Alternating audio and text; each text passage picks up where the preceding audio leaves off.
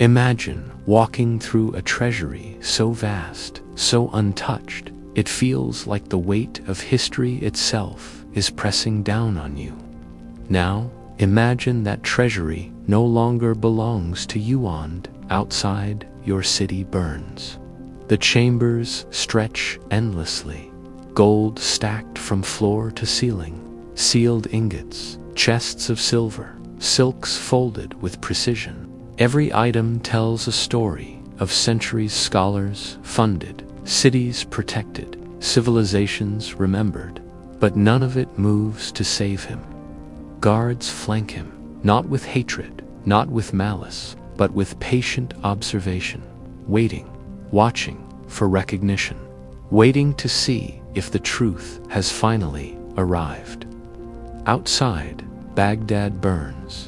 Smoke spirals above markets, libraries, homes. Fire spreads faster than screams. This is not chaos, it is procedure.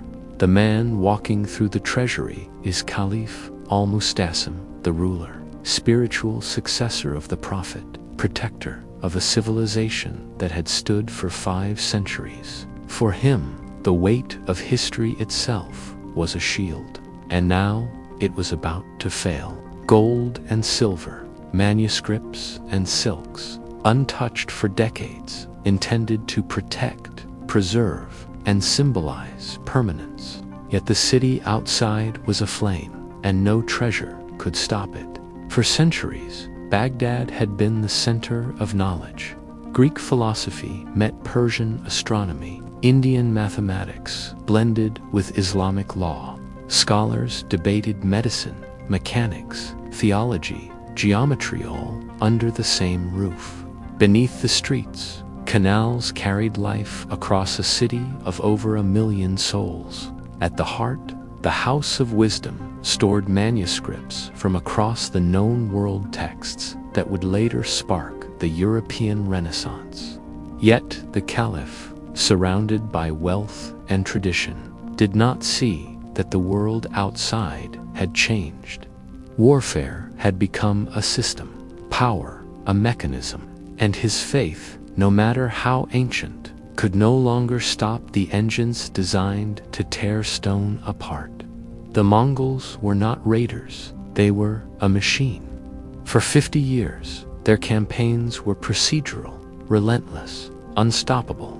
Cities did not fall because of rage or passion. They fell because the system was flawless. Every campaign began the same. A letter, precise, unchanging. Submit, send tribute, provide hostages, accept Mongol authority. Most cities surrendered. Those that resisted were methodically dismantled. Artisans, engineers, administrators, the useful survived, the rest erased.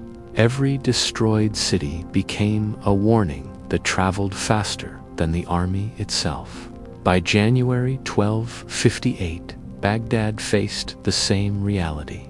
The letter arrived: submit, provide tribute, accept Mongol authority.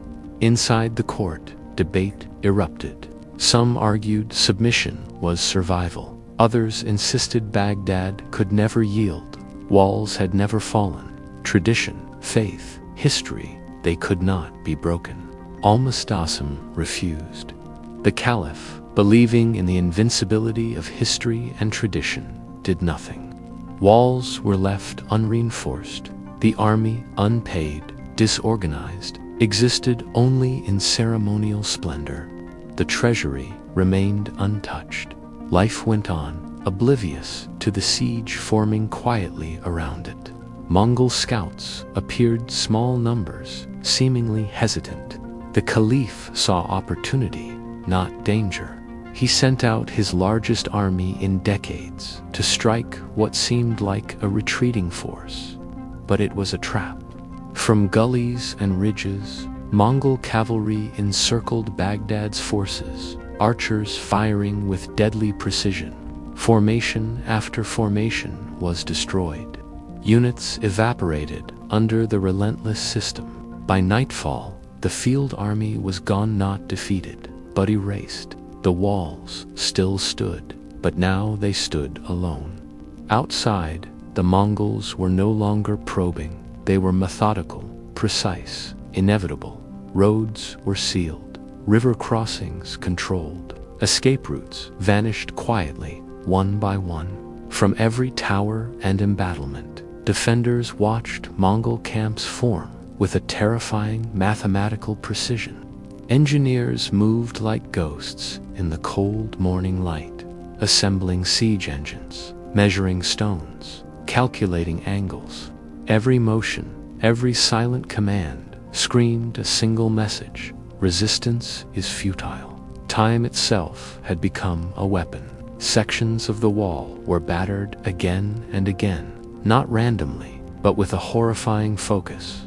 Defenders could see the fractures deepen, the ancient stones groaning, powerless to stop the inevitable.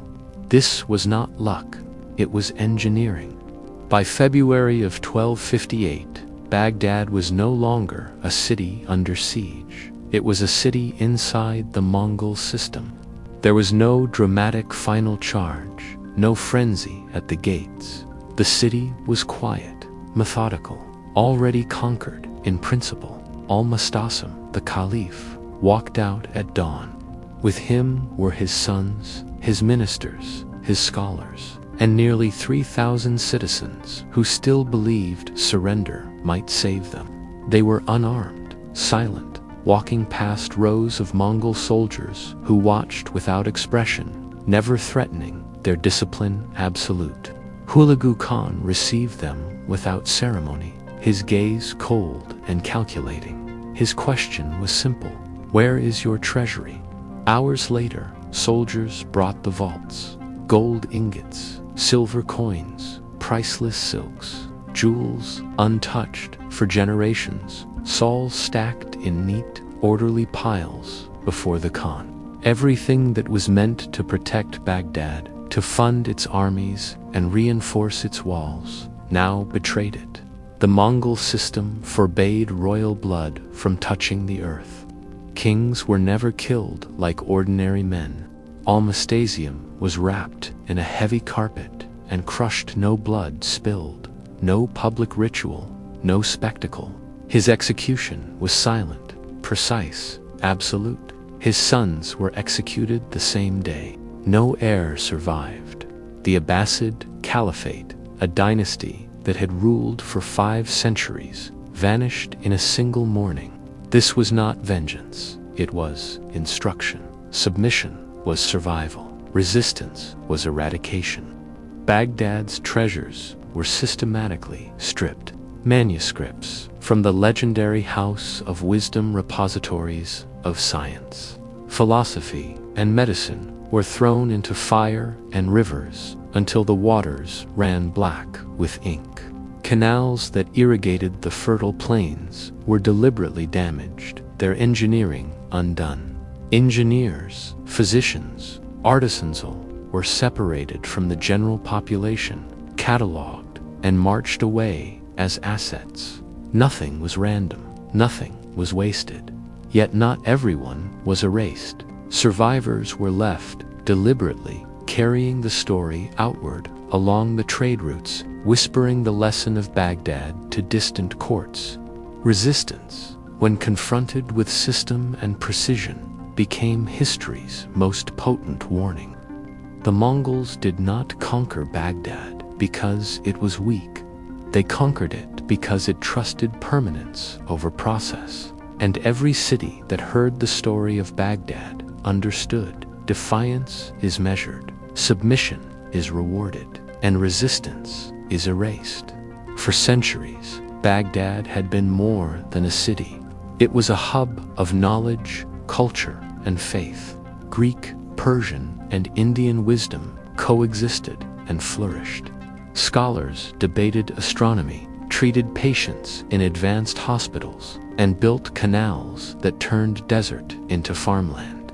All of it was processed by fire, water, and cold calculation. The Mongol destruction did not end when the soldiers left. It endured in memory. The lesson of Baghdad traveled faster than armies. Cities surrendered without a fight. having already seen the equation unfold: resist and be erased, submit and survive. Al-Mustasim's death was more than the fall of a ruler, it was the erasure of a system that believed tradition could replace mechanism. Baghdad's fate became a permanent template of power, procedure, and the ruthless clarity of Mongol warfare. Baghdad was more than a city. It was the axis of a civilization. Yet, in a single winter morning, its legacy was dismantled. Not with anger, not with hate, but with precision, planning, and a chilling inevitability. History would remember Baghdad not just for what was lost, but for the lesson it left behind. Systems outlast symbols, procedure outlasts faith, and defiance carries a price measured in centuries.